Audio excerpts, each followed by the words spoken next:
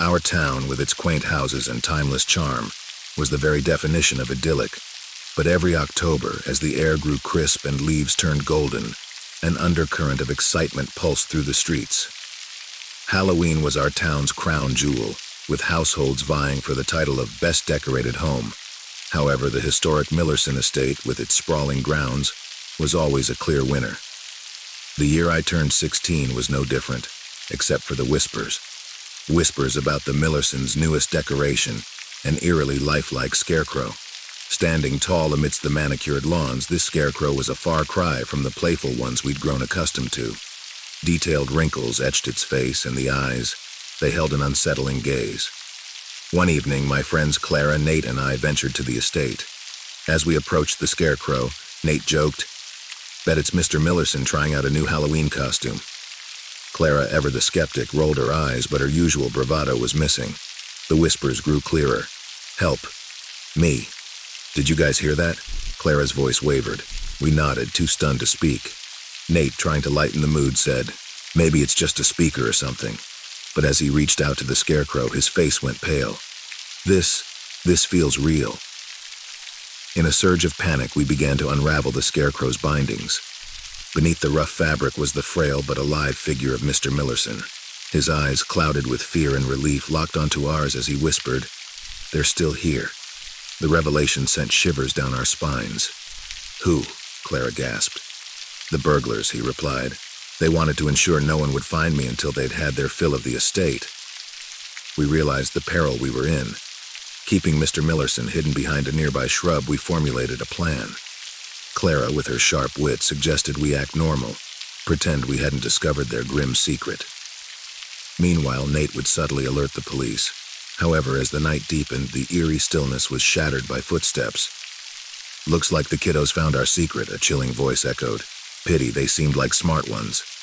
Another voice joined in. "Well, 2 scarecrows are better than 1. The threat was palpable, but just as hope seemed lost, the wailing sirens in the distance pierced the air. The burglars, sensing their time was up, fled into the night. The aftermath was a blur of police lights, anxious neighbors, and tearful reunions. The burglars' audacious plan was the talk of the town. Their confidence in the scarecrow's ability to hide their crime was both ingenious and horrifying. News of the incident spread quickly. The town, once bustling with festive energy, now bore a heavy pall. Parents held their children a little tighter, and the streets, once echoing with laughter, now whispered with hushed conversations and shared nightmares. Mr. Millerson, with time and care, recovered physically.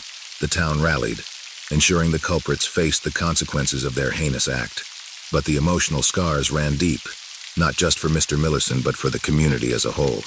The following Halloween, the town's decorations took on a different hue, less of horror and more of remembrance. The Millerson estate, though, remained untouched, a silent tribute to that fateful night. Harmony, an idyllic town cradled by towering pines and silent valleys, exuded an air of timelessness. Doors were never locked, neighbors knew each other's deepest secrets, and trust was as common as the morning dew. But one fateful Halloween night, that sense of security would be brutally shattered. In the heart of the town stood Sarah's home, now a beacon of Halloween festivity. After her husband's tragic death, she transformed their residence, aiming to craft happier memories for their young son, Jack. Tonight was about forgetting the past and embracing joy. As the evening wore on, giggles and chatter resonated in the chilly air. Sarah handed out candy, her spirits uplifted by the sight of jubilant children. However, as the night deepened, an ominous knock echoed, distinct from the earlier cheerful ones. Sarah opened the door to reveal David, a ghost from her past, draped in a tattered cloak. As he revealed his face, his haunting gaze trapped Sarah.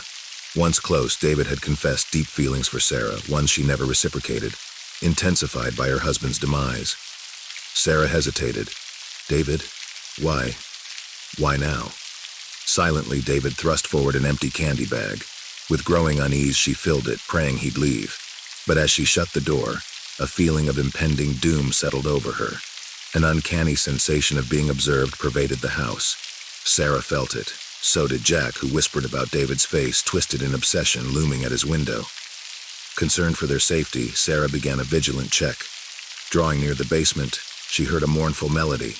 a tune only her husband knew, the very tune he'd serenade her with.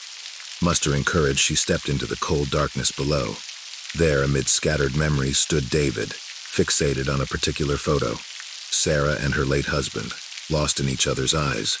David's surroundings bore unsent letters, all echoing his spiraling dark obsession. With emotions churning, Sarah attempted diplomacy. "David, this isn't right." He slowly looked up, eyes shimmering with madness and despair. "You never understood, Sarah. Tonight was my last hope." As she retreated, David's desperation manifested physically. He lunged, grabbing her wrist tightly, his other hand trying to pull her close. Sarah, panic-stricken, threw a punch, connecting with his jaw. David stumbled, but his determination was undeterred. A frenzied chase began. Up the stairs they went, Sarah's terror mirrored in Jack's wide eyes. She grabbed her son, urging him to hide as she frantically sought a means of defense. David, relentless, pursued them room to room. Each closed door a momentary respite.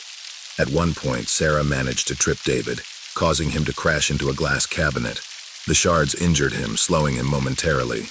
Seizing the chance, Sarah and Jack locked themselves in the attic. Her trembling fingers dialed 911, whispering their peril. David's crazed shouts echoed below, vowing to make Sarah his. Minutes felt like hours, but soon sirens pierced Harmony's stillness. The police stormed in, apprehending David, his obsession laid bare amidst the chaos he'd wrought. Sarah, clutching Jack close, emerged from the attic. Her home, once a sanctuary, now bore the scars of a nightmarish pursuit. In the aftermath, Harmony lost its innocence. Doors were bolted, whispers exchanged. For Sarah and Jack, that Halloween night wasn't just about ghosts and ghouls, but the real monsters that sometimes hide behind familiar faces. On the cusp of Halloween, as autumn leaves swirled in the streets of Willowbrook, anticipation was electric. The town, usually calm, was in the throes of its yearly spectacle, the renowned Halloween Carnival. Parents whispered tales of previous years, sparking excitement in the eyes of their children. The heart of the carnival was its newest attraction, Mr. Jingles, a clown with a presence so magnetic that he drew the town to him like moths to a flame. His laugh, a melodic echo, seemed to bounce off the very walls of Willowbrook. Anna, a soft-spoken librarian in town, was initially taken by his charm. But one evening, as the last of the sun's rays faded, she locked eyes with Mr. Jingles. There was a familiarity in that gaze, buried beneath layers of paint which sent chills down her spine. As days folded into chilly nights, Anna's discomfort grew. She'd glimpse Mr. Jingles' unmistakable silhouette, near her library, by her favorite bakery, and eerily right outside her window as she readied for bed. One evening, as Anna was leaving the library, she felt an icy hand grip her wrist. She turned to face Mr. Jingles, his face inches from hers. "Do you believe in destiny, Anna?" he whispered, his voice dripping with a malice she'd never sensed before. Terrified, Anna confided in her childhood friend, Officer Mike. Over coffee, she recounted the incidents, her voice quivering. Mike's brow furrowed with concern. "Anna, let's delve deeper into this." Under the guise of night, the duo cautiously approached the carnival grounds. Reaching Mr. Jingles' tent, they uncovered a chilling discovery. Photographs of Anna plastered everywhere. Some candid, some taken from afar, but all were clearly invasive. In the dim light, Anna noticed a tattered diary. Leafing through, she recognized a handwriting from years gone by. It belonged to Leonard, a schoolmate obsessed with her. Memories flooded back, hushed whispers, stolen glances, a love letter she'd ignored. Suddenly, the tent's flap rustled. Mr. Jingles emerged, corners of his painted mouth curling upwards. "Fancy seeing you here, Anna, or is it destiny again?" Fear gripped Anna as Leonard recounted their shared history. Every rejection, every dismissal. "You never saw me, Anna. Now I'm all you'll ever see," he hissed, advancing menacingly. Tension mounted. The confines of the tent felt suffocating. Anna, feeling trapped, cried out, "Leonard, this isn't you." But he was past reason, blinded by years of obsession and pain. In a sudden move, Leonard lunged, trying to force a kiss on Anna. Mike, ever vigilant, tackled him, and a fierce struggle ensued. The tent, with its memories and horrors, became their battleground. Anna, thinking quickly amidst the chaos, grabbed a vial of ink from her bag, throwing it into Leonard's eyes. Disoriented, he stumbled back, giving Mike the chance to subdue him. In the aftermath, Mr. Jingles' tent was taken down, but the scars remained. Anna would often wake up in the dead of night, haunted by that haunting laughter and the phantom touches of a love she never wanted. Some say Leonard might return, while others believe he never left. And as Halloween approaches, a chilling question remains: who's behind the mask you see next? In the shadowed corners of Larkspur, Halloween wasn't just a night of trick-or-treating. For residents, it was a haunting reminder of a decades-old unsolved mystery, one that made the bravest souls shutter their windows and triple-check their locks. Rita, an ambitious young journalist, recently moved to Larkspur, drawn by its serenity. She learned of the chilling legend only after settling in. Each Halloween, one household would find an eerily detailed sketch of one of its inhabitants, always drawn from a perspective as if the artist was peering in from a window. Martha, Rita's elderly neighbor, chillingly remarked one day, "It's as if the artist knows our most intimate moments, our deepest secrets. Every line and shade reveals something private." Driven by curiosity and the promise of a great story, Rita decided to delve deeper.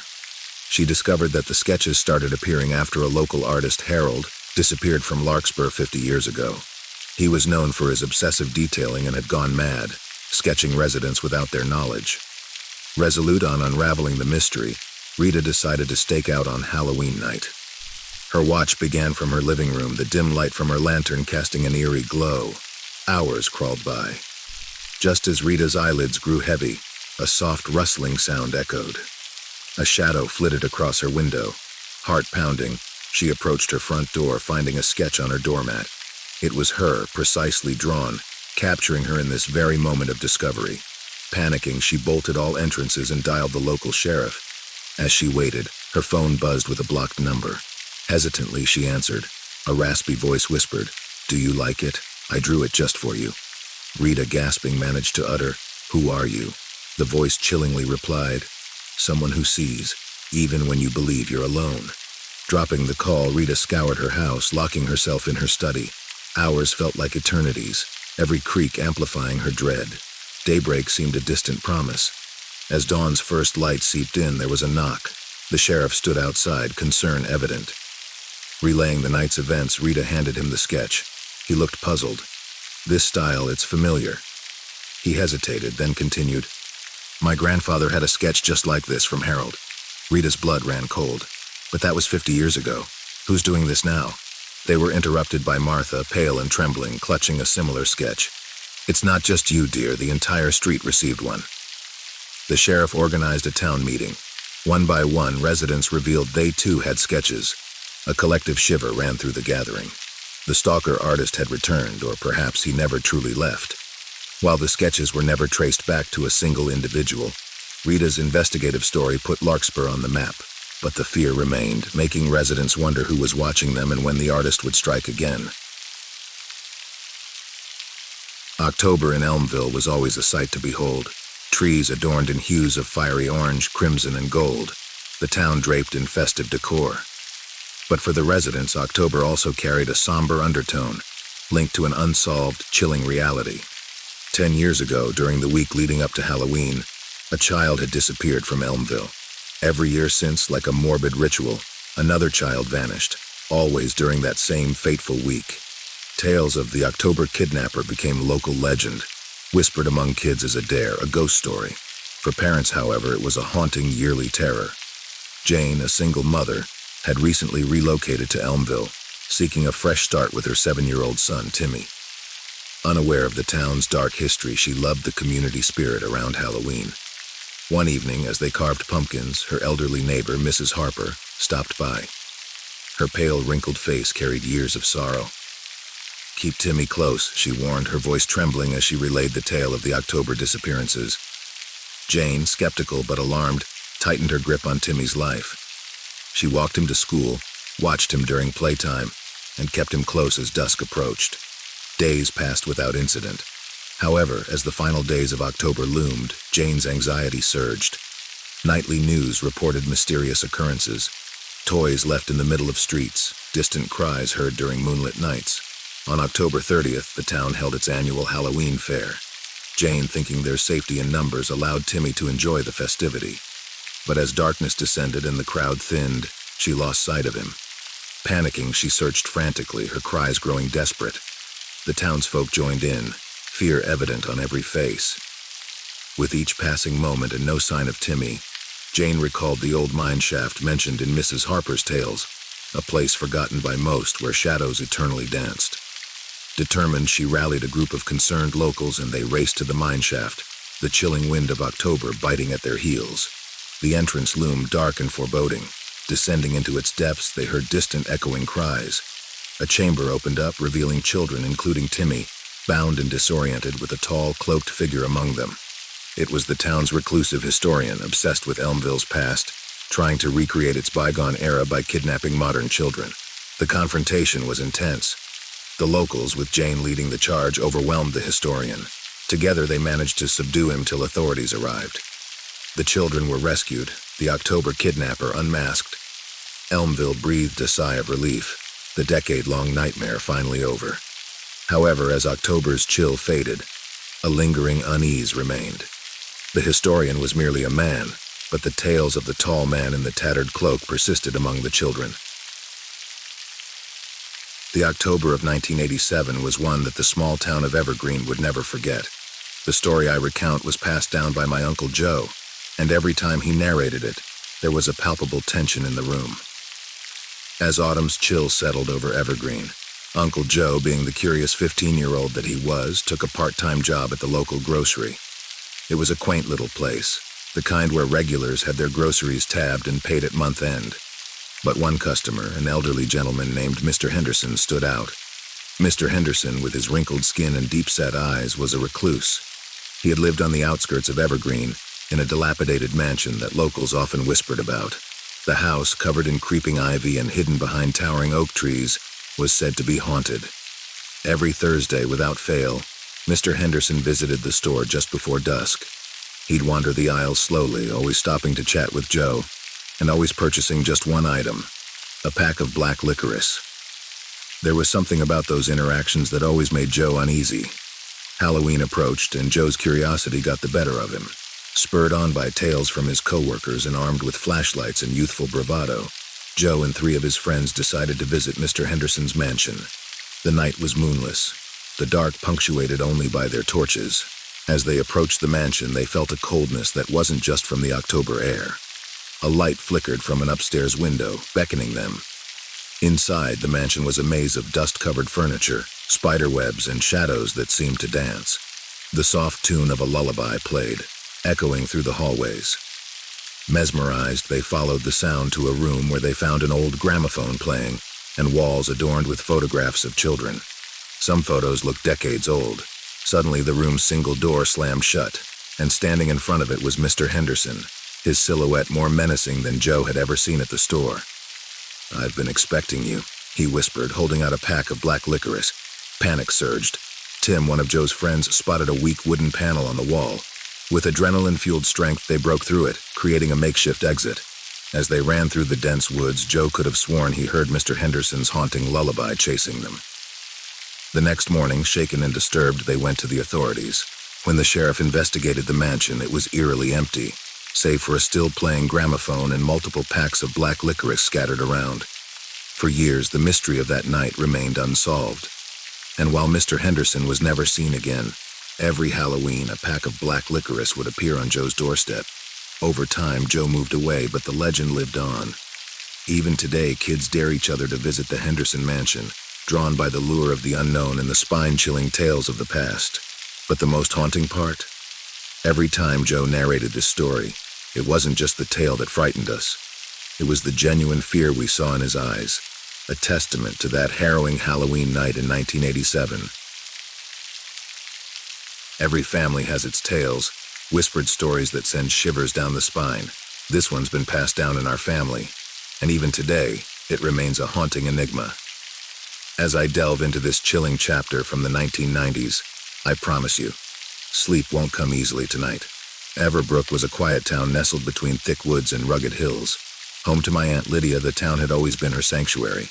She lived alone in a vintage Victorian-era house that stood on Maple Street, a place where children often played and laughter was aplenty. But come October, things took a dark turn. Aunt Lydia began to find porcelain dolls on her doorstep. These weren't ordinary dolls. They had an uncanny resemblance to the children of Everbrook, down to the tiniest detail of their dresses and shoes. At first, Lydia dismissed it as a harmless prank. However, her concern grew when whispers emerged that every house with such a doll experienced eerie incidents, strange shadows, fleeting reflections, and the soft patter of little feet.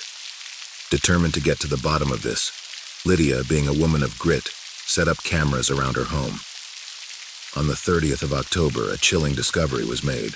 The footage showed a silhouetted figure placing a doll on her porch. But what was even more alarming was that this figure, once it set the doll down, disappeared into thin air. As Halloween approached, panic gripped Everbrook. Children were advised not to wander alone, and parents bolted their doors come sundown. Lydia decided to confront this enigma head-on, organizing a neighborhood watch on Halloween night. As darkness draped Everbrook, the vigilant residents patrolled the streets. Hours ticked by without incident, until the town clock struck midnight. Suddenly, a dense fog enveloped the area, and out of the mist emerged countless silhouetted figures, each clutching a porcelain doll. A paralyzing fear gripped the townsfolk. Before they could react, each figure placed a doll on the street and retreated into the fog, disappearing as mysteriously as they had come. With the break of dawn, the fog lifted, revealing hundreds of dolls strewn across Everbrook. An eerie silence reigned, broken only by the soft, almost melodic laughter of the dolls. Everbrook never truly recovered. Families moved out, leaving behind their homes in the chilling memories of that October. Aunt Lydia, though, stayed put, turning her home into a museum of the dolls in an attempt to understand and perhaps confront the mystery that had gripped her town. To this day, nobody knows who the shadowy figures were or what they wanted. And every Halloween, as the fog rolls into Everbrook, those left behind lock their doors, fearing the return of the silhouettes with their porcelain messengers. And the most unsettling part? At the end of her tale, Aunt Lydia would always show us the doll she had found on her porch, a porcelain figure bearing an uncanny resemblance to her as a child, complete with a dress she once wore, immortalized in ceramic forever. At our family dinners, Aunt Clara's tales are always eagerly anticipated. One narrative from 1995, set against the backdrop of the town of Willowbrook, stands out, serving as an eerie reminder of life's strange twists. Willowbrook, where Aunt Clara had her first job, was your quintessential Midwestern town. It boasted tree-lined streets, weekend markets, and a pervasive sense of community. Clara resided in a vintage townhouse which, like many old homes, came with its set of legends. However, as October dawned, these legends took a more unsettling tone. Residents began discovering old photographs in their newspapers or tucked between their window panes. These weren't random snapshots, but intimate moments from their personal lives, ones they thought no one else knew. The initial amusement soon gave way to unease. The photographs captured deeply personal moments, a secret embrace, an unseen smile, a silent longing. By mid-October, murmurs became pressing concerns. Aunt Clara, having found pictures of her college graduation and a quiet moment from a family reunion, rallied some neighbors to probe into this unsettling phenomenon. Their plan involved keeping an eye out, hoping to spot the mysterious photographer. But on Halloween, their vigil was interrupted by a desperate shout from Mr. Bradley, a longtime resident. He held out a photo. It depicted their recent gathering where they plotted their watch, and it was taken from within Clara's very living room from behind the cupboard. The discovery led to a frantic search. Every corner of the townhouses was explored, each resident questioned, but all efforts were in vain. No one had witnessed anything unusual, and the source of the photographs remained elusive. As autumn faded into winter, the occurrences dwindled and finally ceased. Willowbrook tried to move past it, but an undercurrent of unease remained. The enigma unraveled years later when a letter, penned by a former Willowbrook dweller, surfaced. He revealed he had stumbled upon negatives in the attic of his home, images spanning many years. Intrigued and later consumed by them, he began printing and distributing the photos, hoping to evoke shared memories. However, the picture of the group's gathering was a mystery even to him. Willowbrook's essence was forever altered. While the intent behind the photographs might not have been malicious, the images invoked raw emotions, stirring dormant memories and sentiments.